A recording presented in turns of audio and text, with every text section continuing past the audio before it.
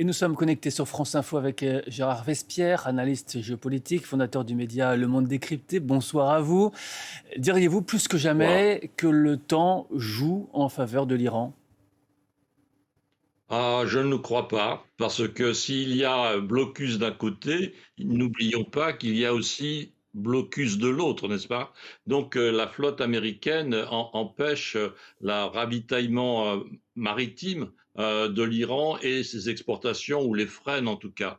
Donc il est très difficile de savoir qui subit actuellement le plus, mais n'oublions pas quand même les faits, n'est-ce pas? Le décryptage de situations complexes nécessite de regarder les faits. Or, quel pays a perdu ses dirigeants? Quel pays? C'est l'Iran. Quel pays a perdu 1500, 2000, 3000 installations militaires? C'est l'Iran, ce ne sont pas les États-Unis. Qui a vu la valeur de sa monnaie perdre 30% en quelques semaines? Ce n'est pas le dollar, c'est la monnaie iranienne. Donc voyez-vous, le temps, je crois, est judicieusement géré.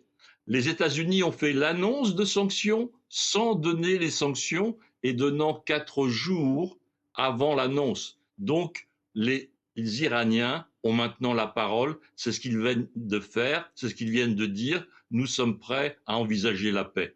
Comment expliquer cette arrogance en quelque sorte qu'ils semblent prendre de haut malgré tout les États-Unis en disant que la guerre est plutôt gagnée de leur côté à eux?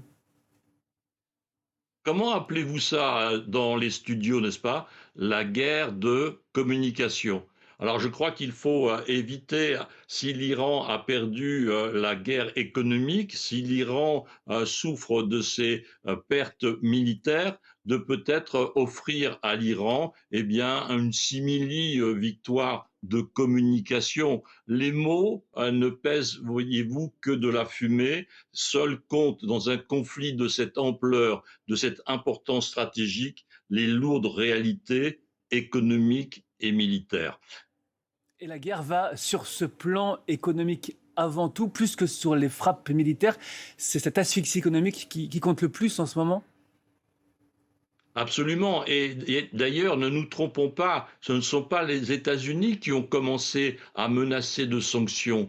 Ce sont les Émirats arabes unis qui, il y a 2 jours et demi, ont décidé justement avant l'annonce des sanctions américaines, donc un voisin autrement important que les États-Unis pour l'Iran. Les Émirats arabes unis sont le coffre-fort, n'est-ce pas, de beaucoup d'opérations et de patrimoine des gardiens de la Révolution.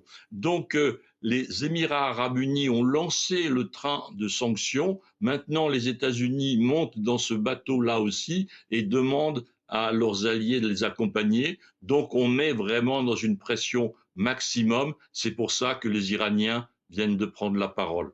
Qu'en est-il du détroit d'Ormuz, ce lieu de passage stratégique?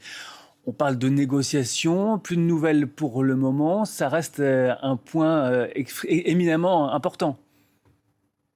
Alors apparemment, les États-Unis ont réussi, avec l'aide d'Oman, à délimiter un passage au sud de ce détroit d'Ormuz, donc dans la bande sud côtière, et ce qui permet de faire sortir quelques millions de barils par jour, ce qui effectivement allège les approvisionnements, mais ce qui n'est pas suffisant pour revenir à des prix normaux, standards du baril de pétrole qui aujourd'hui a atteint les 94 dollars le baril. Il était dans les 75 avant le début des frappes américaines. Il y Donc a il y eu, a effectivement un besoin de soulager cette situation. il y a eu cette semaine les déclarations de Donald Trump, notamment sur Oman, ces menaces de bombardement. En quoi la personnalité du président américain joue vraiment dans ce conflit? Eh bien, je vais être très réaliste à nouveau, n'est-ce pas? Elle joue énormément là où le président des États-Unis est vraiment maître du jeu, c'est-à-dire devant le micro. Mais la réalité d'un combat économique, la réalité d'un combat militaire repose sur, d'un côté, l'industrie et les finances américaines et de l'autre sur l'armée américaine.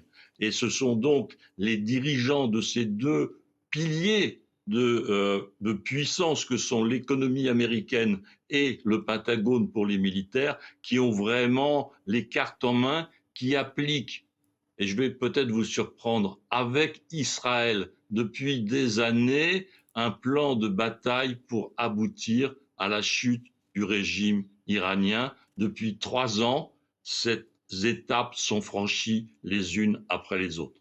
Merci Gérard Respierre de nous avoir éclairé ce soir sur ce conflit en Iran, cette guerre donc, Merci à rappelons-le, vous. aussi de communication.